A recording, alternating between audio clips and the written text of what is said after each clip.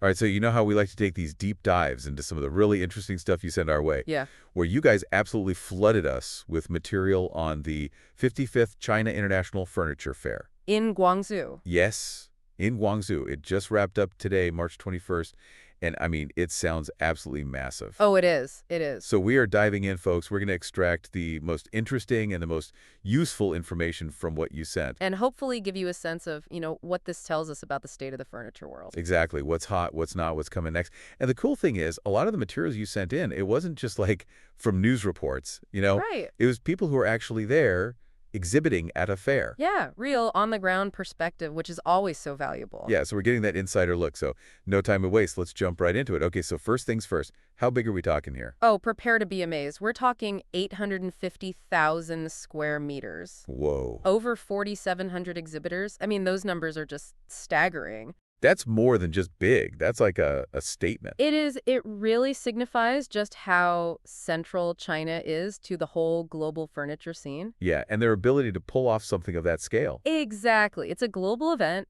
hosted in China. Okay, so let's break this behemoth down a bit. It wasn't just one massive free-for-all, right? No, no, no. It was structured into two distinct phases. Phase 1, which, like we said, just wrapped up today, March 21st, that was all about the home, furniture, decor, outdoor living, the whole 9 yards. Gotcha. So everything we're talking about today is from phase 1. Correct. Phase 2 is coming up soon, and that's going to be more focused on the commercial side of things, offices, hotels, and all the machinery and materials behind the scenes. Right, the stuff that makes all this beautiful furniture possible? Precisely. But yeah, for today, it's all about phase 1. And get this, the theme for this phase was navigation. Navigation, okay.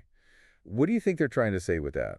I mean, it definitely sparks some thoughts, doesn't it? Could it be about navigating new trends in home design?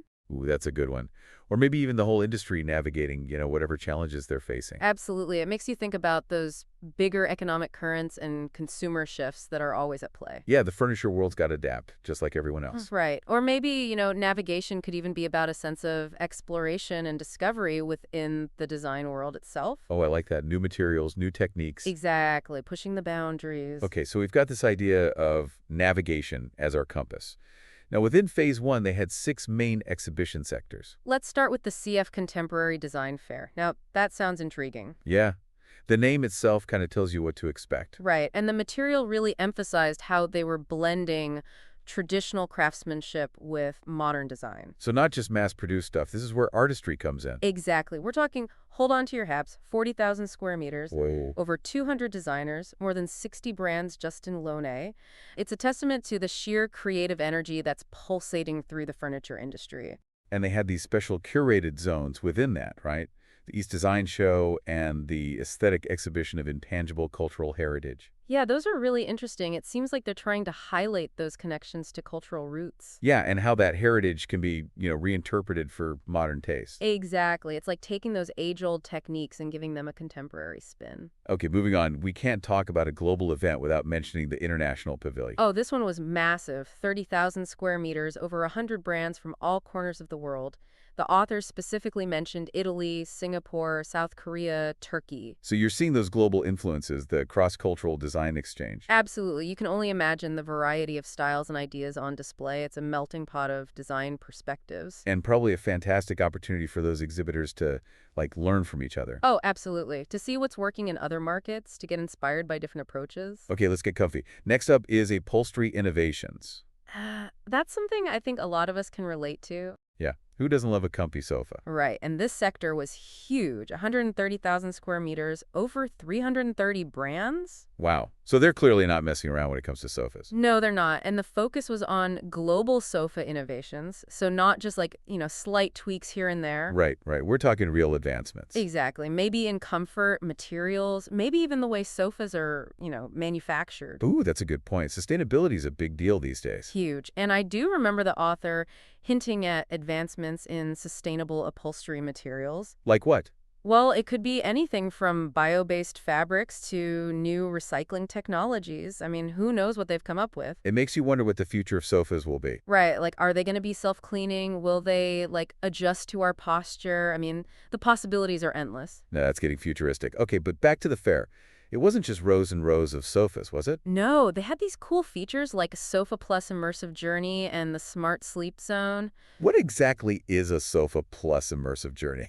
I'm picturing like maybe a behind the scenes look at sofa design and production, like where the materials come from, the craftsmanship involved. Oh, that would be cool, like a mini documentary about your sofa. Exactly, showing you the whole process from start to finish. And then the smart sleep zone. That sounds very high tech. Oh yeah, this is where you start to see how technologies are really integrating into our furniture. So like beds that track your sleep or adjust automatically. I'm guessing so. It's all about optimizing our sleep and comfort.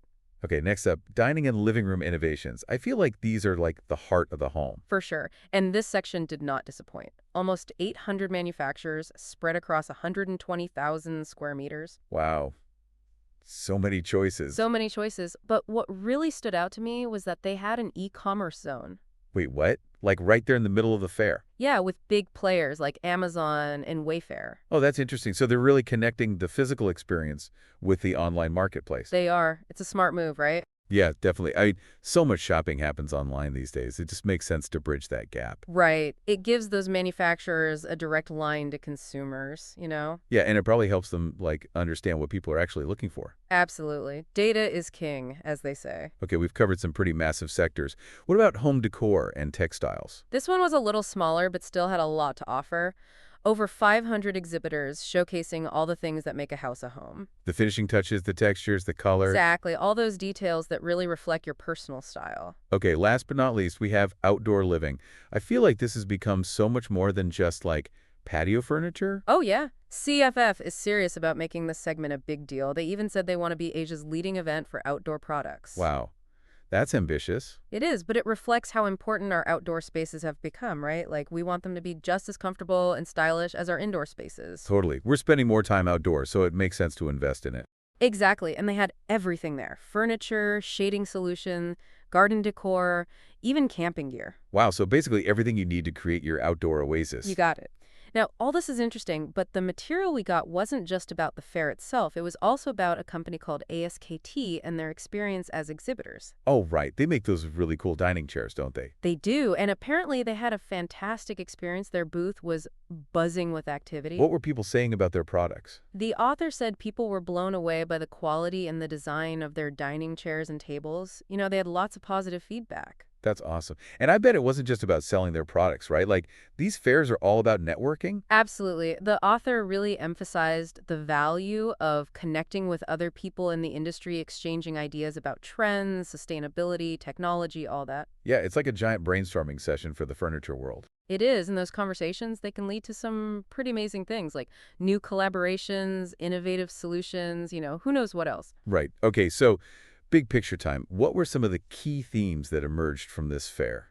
Well, one that kept popping up again and again was sustainability. Environmentally friendly materials, responsible manufacturing processes. Yeah, that seems to be the direction everything is going these days. It is, and it's not just a trend anymore, it's a core value. So for someone like me who's, thinking about buying new furniture, what does that actually mean? Well, it means you're likely to see more options made from recycled materials Okay. or furniture designed to last longer.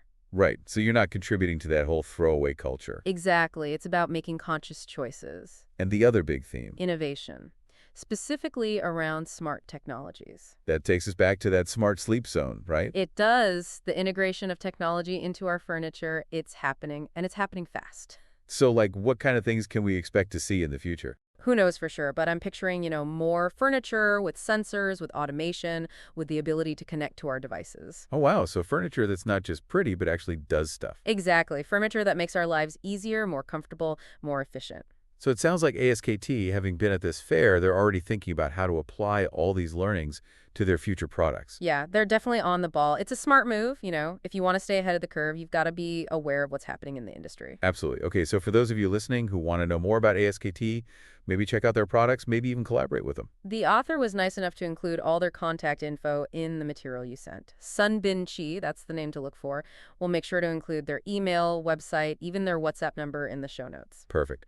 So as we wrap up this deep dive into the 55th CIFF Guangzhou, what are the biggest takeaways you want our listeners to remember? Well, first of all, this fair is a big deal. The scale of it, the global reach, it really sets the tone for the entire furniture industry. Okay. Second, sustainability and innovation, those are the driving forces right now. Expect to see more eco-friendly materials, more integration of smart technology. Those are definitely things to keep an eye on. And finally, the experience of ASKT really shows just how valuable these events can be. Yeah, for networking, for learning, for sparking new ideas. Exactly. Okay, so as you go about your day, think about this.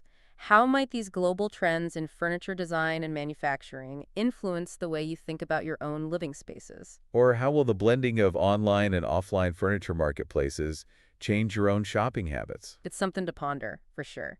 Thanks for joining us on this deep dive. We'll see you next time. See?